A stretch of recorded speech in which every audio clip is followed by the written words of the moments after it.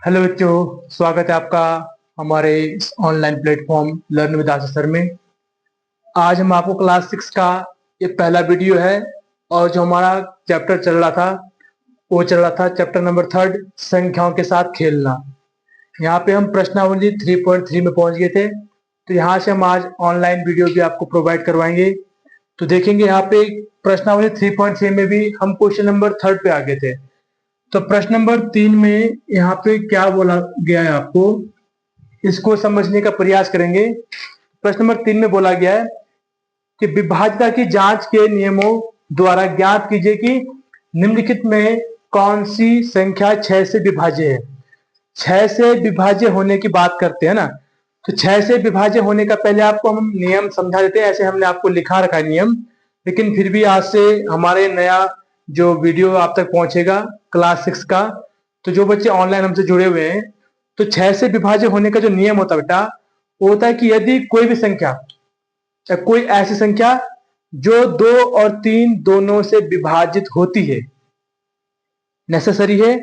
अगर कोई संख्या 6 से विभाज्य हो रही है तो उसको 2 और 3 दोनों से विभाज्य होने पड़ेगा, है ना, तब जाके वो संख्या 6 से विभाज्य होगी। ठीक है ना, तो ये 6 से विभाज्य होने का नियम होता है। अब देखिए यहाँ पे जो क्वेश्चन नंबर 3 है उसका पहला पार्ट देखा हमको, है ना, इसके बारे में बात करते हैं। फर्स्ट पार्ट दिया है जो, ठीक है, यहाँ पे फर्स्ट पार्ट क्या दिया गया है, यहाँ पे ध्यान देते हैं। हाँ, 2 लाख, है ना, 97,000, 2,97,000, ठीक है, 144, 144 ये हमें संख्या गिवन है। अब बताना है कि क्या ये संख्या 6 से विभाज्य है।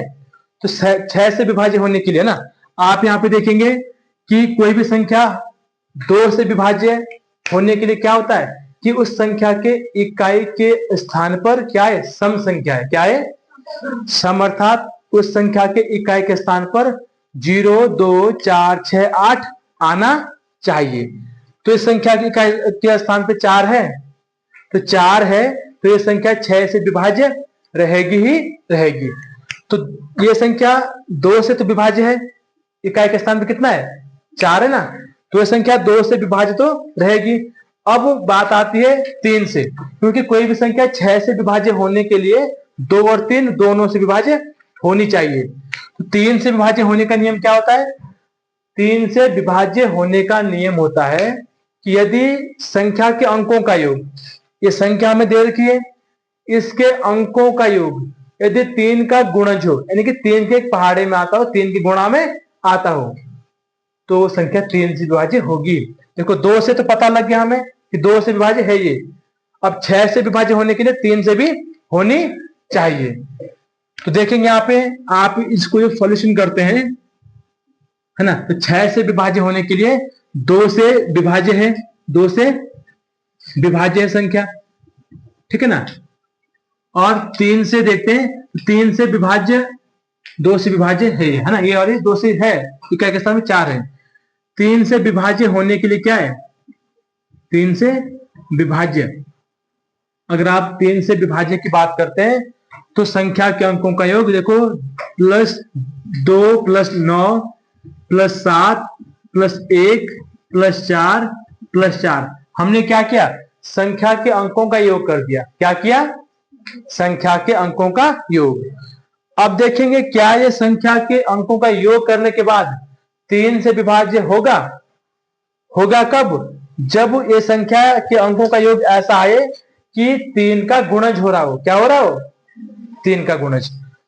2 और 9 कितना होता है, 11, और 7 18, 18 देख 19, और 4 23, और 4 27, 27, है ना, हो रहा है। तो क्या 3 जो 27 है वो 3 का गुणज है। तो अर्थात ये संख्या जो है ना, ये 3, 2 और 3 दोनों से क्या हो रही है, विभाज्य है। अतः हम कह सकते हैं कि देखो यहाँ पे इनका योग 27 आया, और 27 3 से विभाज्य होता है, अर्थात संख्या, अतः हम लिखेंगे अतः, है ना, संख्या 2,97,000 + 3 × 27 = 3 से विभाज्य है। 2,97,000 + 3 × 27 = 3 से विभाज्य है। 2,97,000 + 3 × 27 = 3 से विभाज्य है।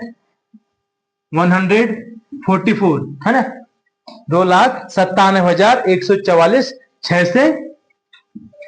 छह से विभाज्य है, 6 से विभाज्य है। आई बात समझ में आपको? 6 से विभाज्य होने के लिए क्या है, संख्या को 2 और 3 दोनों से विभाज्य होना पड़ेगा। कितने लोगों को बात समझ में आई? ठीक है, बहुत अच्छी बात है। जिनको नहीं आई वो ध्यान दीजिए, है ना, ठीक है। जिनको नहीं आई वो ध्यान दीजिए कि हम क्या बोल रहे हैं। हम बोल रहे हैं कोई भी संख्या 6 से तब विभाजित होगी अगर वो 2 और 3 दोनों से विभाजित होती है। यही अगर मैं बात करता हूं इसके सेकंड पार्ट की, ठीक है, तो दूसरे पार्ट में क्या बोला गया है ना, हाँ ठीक है, हमें संख्या दे रखी है 1258। कितना दे रखा बेटा? 1258, 1258, 1258 दे रखा है, ठीक है भावेश, 1258। अब ध्यान देना आपने, क्या ये संख्या 2 से विभाज्य होगी? 2 से होगी, है ना, 2 से होगी। हाँ मनीषा बताओ क्यों होगी, कारण बताइए। हाँ क्योंकि इसके इकाई के स्थान पे 8 है। बहुत अच्छी बात है, शाबाश, बैठो। तो इकाई के स्थान पे 8 है, तो 2 से विभाजित तो ये हो गई। अब हमको 6 से विभाजित होने के लिए 3 से विभाजित भी, है ना, देखना पड़ेगा कि 3 से विभाजित है या नहीं है। तो 3 से विभाजित होने के लिए क्या है नियम? हाँ आस्था नेगी बताओ।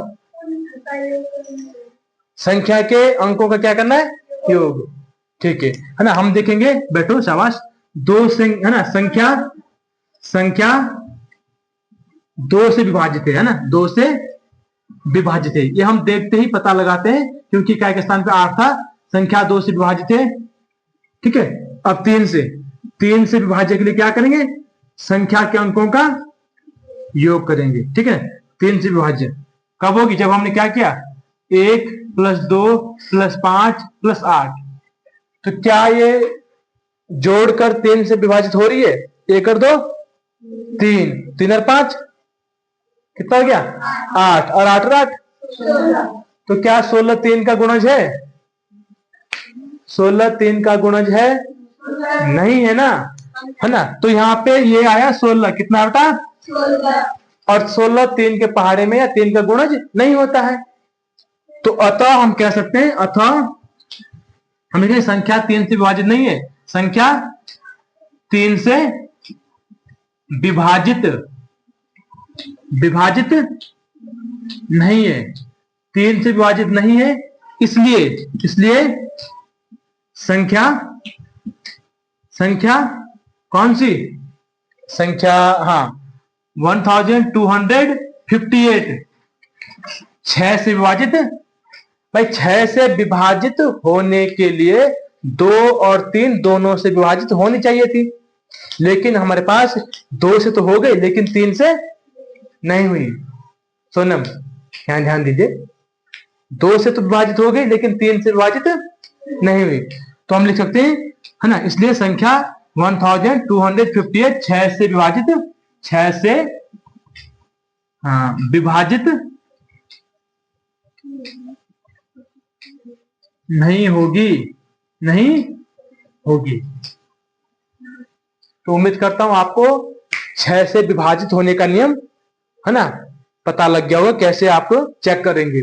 6 से विभाज्य कोई संख्या अगर होगी तो 2 से भी होगी और 3 से भी होगी।